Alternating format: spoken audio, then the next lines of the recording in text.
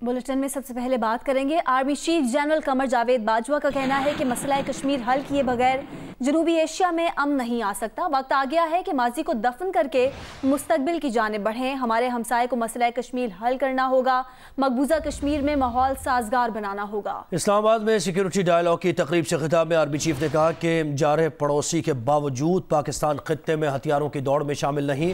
غیر حل شدہ تنازعات غربت میں اضافے کا باعث بن رہے ہیں۔ دہشت گردی کے خلاف جنگ پاکستان کے عزم کی عکاس ہے۔ امریکہ اور طالبان کے درمیان معاہدہ پاکستان کی کوششوں سے ہوا۔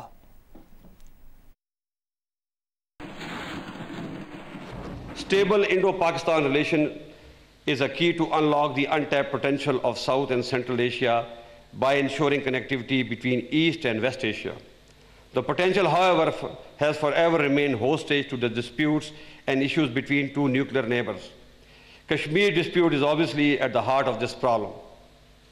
It is important to understand that without the resolution of Kashmir dispute through peaceful means, process of subcontinental rapprochement will always remain susceptible to derailment due to politically motivated bellicosity.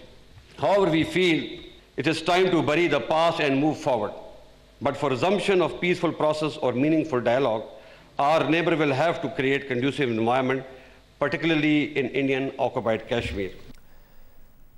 وزیر اعظم عمران خان کہتے ہیں حکومت میں آئے تو پہلے دن ہی کہا گیا کہ یہ فیل ہو گئے۔ کہا جاتا تھا حکومت اسی ہفتے گھر چلی جائے گی، بار بار حکومت جانے کی پیش گوئی ہوتی رہی۔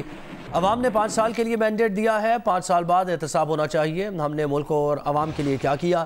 حکومت کی جانب سے محنت کش اور غریب طبقے کو گھروں کی فراہمی کا آغاز کر دیا گیا ہے۔ وزیر اعظم نے کہا کہ گھر دینے کا وعدہ پورا کرنے میں تاخیر کی وجہ قرضوں کی فراہمی کا قانون بنا۔ بینک اب آسان شرائط پر قرض دیں گے۔ تعمیراتی صنعت چل پڑی ہے، روزگار بھی ملے گا، دولت بھی آئے گی۔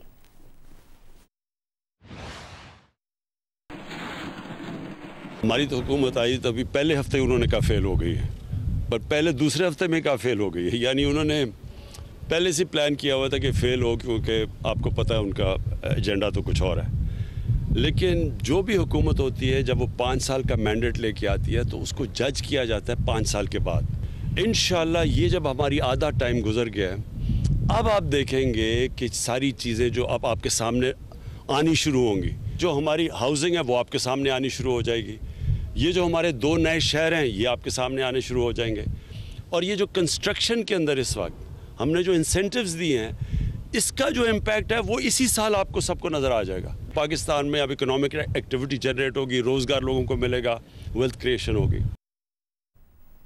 ترجمان سندھ حکومت مرتضی وہاب کراچی میں پریس کانفرنس کر رہے ہیں کہ فوراً بیرونی قرضے جو ہیں، انٹرنیشنل بوروئنگ جو ہے وہ $7 ارب تک پہنچ گئی ہے۔ 12% فوراً بوروئنگ میں اضافہ ہوا ہے، تو معیشت بھی ٹھیک ہے، ٹیکس کلیکشن ٹارگٹ بھی ٹھیک ہے، لیکن قرض پہ قرض، قرض پہ قرض، قرض پہ قرض آپ لیتے جا رہے ہیں۔ آپ کہتے ہیں کہ ہم نے balance of trade, balance of payment, trade deficit کا جو مسئلہ تھا اس کو حل کر دیا، تو ابھی فروری کے جو اعداد و شمار آئے ہیں وہ کہتے ہیں کہ ایکسپورٹس کے اندر تقریباً 4% کی کمی آئی ہے، اور امپورٹس کے اندر تقریباً 6% اضافہ ہوا ہے۔ یہ تمام وہ باتیں جو ڈاکیومنٹڈ ہیں، میں کوئی اپنی طرف سے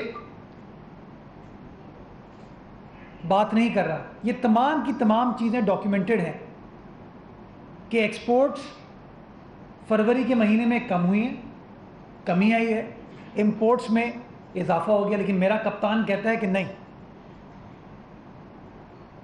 معیشت ہم نے مضبوط کر دی اور اب میں عوام کو ریلیف دینے جا رہا ہوں۔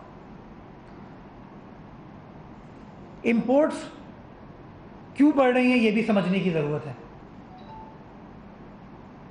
میں ایک چھوٹی سی مثال آپ کو دوں گا جو کہ بحیثیت قوم اب ہمیں سمجھنے کی ضرورت ہے، کہ ہر کوئی کہتا ہے کہ ٹیکسٹائل سیکٹر پاکستان کا گیم چینجر ہے، سب سے بڑی ایکسپورٹ زر مبادلہ ٹیکسٹائل سیکٹر پاکستان کی اکانومی میں کنٹریبیوٹ کرتا ہے۔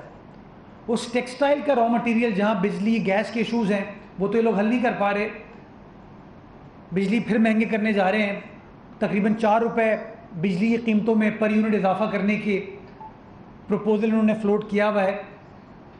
लेकिन मैं आपकी निशानदही कॉटन प्रोडक्शन के ऊपर करना चाहूँगा कि 2018 में जब इनको इख्तिदार मिला, उसके मुकाबले में 2021 में कॉटन प्रोडक्शन पाकिस्तान की उसमें 24% कमी आई है।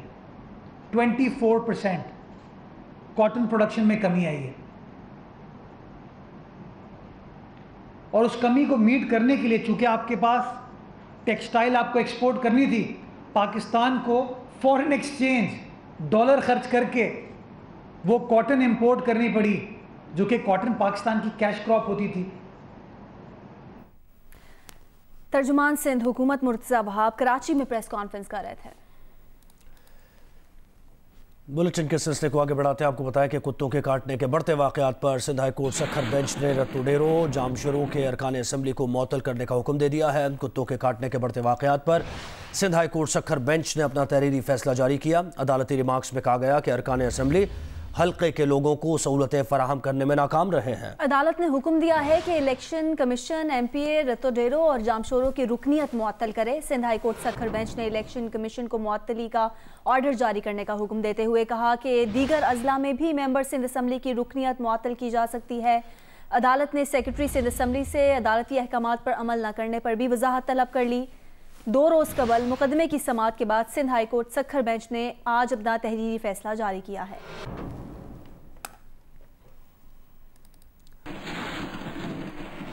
सिंध के मुख्तलिफ अजला में कुत्तों के काटने के वाक़यात में मुसलसल इजाफा हो रहा है। हैदराबाद, जामशोरो, रत्तू डेरो, लाड़काना, ठट्ठा, नवाबशाह में 24 घंटों के दौरान 40 अफराद पर कुत्तों ने हमले किए। हैदराबाद में 13, जामशोरो में 3 अफराद कुत्ते के काटने से जख्मी हुए। रत्तो डेरो में 24 घंटों के दौरान कुत्ते के काटने से मुतासरा 4 अफराद अस्पताल लाए गए। लाड़काना में 24 घंटों के दौरान 8 अफराद पर कुत्तों ने हमला किया। 24 घंटों में कुत्ते के काटने से जख्मी होने वाले 6 अफराद को अस्पताल मुंतकिल किया गया।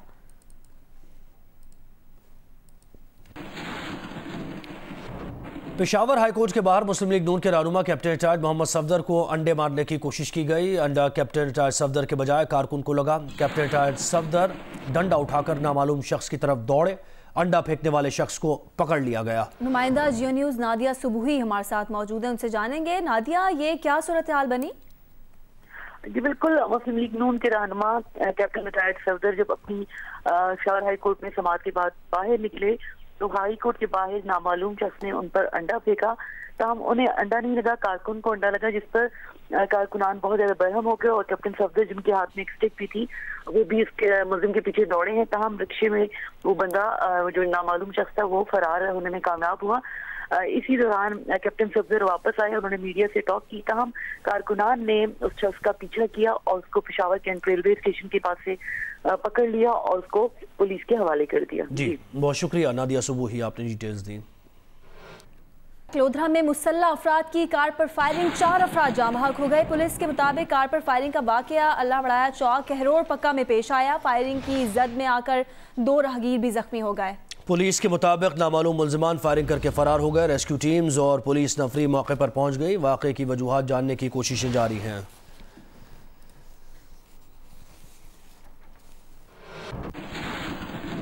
मुल्क में कोरोना के मुस्बत केसेस की शरह 7.8% तक पहुंच गई। मजीद 61 अफराद जान की बाजी हार गए। इस्लामाबाद में एक दिन में 538 केसेस सामने आए। National command and control authority Asad Umar का कहना है कि SOPs पर अमल दरामद ना होने की सूरत में सख्त पाबंदियां लगाने पर मजबूर होंगे। आमना आमिर की रिपोर्ट देखिए। कोरोना की तीसरी लहर इंतहाई खतरनाक। एक दिन में 61 अफराद जान की बाजी हार गए। मुल्क में मुस्बत केसेस की शरह 7.8% तक जा पहुंची। NCOC की शरह अमवात और मुस्बत केसेस की तादाद मुसलसल बढ़ने पर शदीद तहफुजात। असद उमर की जेर सदारत इजलास में कहा गया, शहरी मास्क के इस्तेमाल और समाजी फासलों की खिलाफ वर्जियाँ कर रहे हैं। तमाम बड़े शहरों में मुस्बत केसेस की शरह 5% तक जा पहुँची है। 24 घंटों के दौरान कोरोना के 3,495 नए केस सामने आए। कोरोना से انتقال کرنے والوں کی تعداد 13,717 ہو گئی۔ کورونا سے صحتیاب ہونے والوں کی تعداد 5,77,501 ہے۔ سربراہ NCOC اسد عمر نے کہا ہے کہ کورونا کی نئی لہر تیزی سے پھیل رہی ہے اور زیادہ خطرناک ہے۔ SOPs پر عمل درآمد نہ کیا گیا تو سخت پابندیاں لگانے پر مجبور ہوں گے۔ آمنہ عامر، جیو نیوز، اسلام آباد۔ لاہور میں کرونا وائرس کے تیزی سے پھیلنے کا خدشہ ظاہر کیا گیا ہے۔ Director institute of microbiology professor Tahir Yaqoob کا کہنا ہے کہ شہر کے 30 علاقوں کے سویج نمونوں میں کرونا مثبت کی شرح 93% آئی ہے۔ ام فروہ کی رپورٹ دیکھیے۔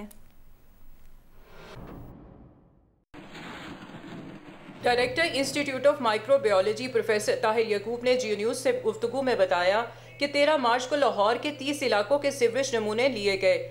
28 علاقوں کے سیوریج میں کرونا وائرس پایا گیا۔ ان علاقوں میں 80,000 سے 1 لاکھ تک مریض کرونا مثبت ہو سکتے ہیں۔ 80,000 سے لے کے 1 لاکھ جو ہے واسطہ ایریا میں اس میں اتنے پیشنٹ پاسبل ہیں، ہو سکتے ہیں میرے خیال میں، جو ہمارا سیوریج ڈیٹا بتاتا ہے۔ پروفیسر طاہر یعقوب کا کہنا تھا کہ کرونا کی تیسری لہر کا وائرس 2 ماہ سے لاہور میں ہے۔ ایک کرونا کیریئر سے کئی لوگوں میں وائرس منتقل ہو رہا ہے۔ جیسے فلو کی اگر میں بات کریں تو اس کی 1.2 R0 ہوتی ہے، اس کی اب 1.35 کے قریب ہوگی، کہ مطلب ایک بندے سے آگے جو ہے وہ 1.3 لوگوں کو فورن ڈیزیز لگ رہی ہے، تو یہ بہت زیادہ ہائی کنٹیجیسنس ہے اس کے۔ پروفیسر طاہر یعقوب کا کہنا تھا کہ وہ سیوریج سے ڈیٹا لیتے ہیں، جبکہ محکمہ صحت کے پاس جو لوگ جاتے ہیں وہ ان کا ٹیسٹ کرتے ہیں۔ موجودہ کرونا لہر کا وائرس پہلے وائرس سے مختلف ہے۔ کیمرہ مین اشرف ننکانوی کے ساتھ ام فروہ، جیو نیوز، لاہور۔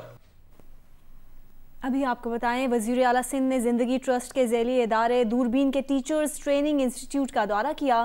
دوربین کے تحت انسٹیٹیوٹ پر 17 کروڑ روپے خرچ کیے جا چکے ہیں۔ وزیر اعلیٰ سندھ نے انسٹیٹیوٹ کی تعریف کرتے ہوئے تربیت کے طریقہ کار کو بہتر قرار دیا۔ وزیر اعلیٰ سندھ مراد علی شاہ حسین آباد میں قائم ٹیچرز ٹریننگ انسٹیٹیوٹ کا انہوں نے دورہ کیا۔ کالج زندگی ٹرسٹ شہزاد روئے کی دوربین آرگنائزیشن کے تعاون سے کام کر رہا ہے۔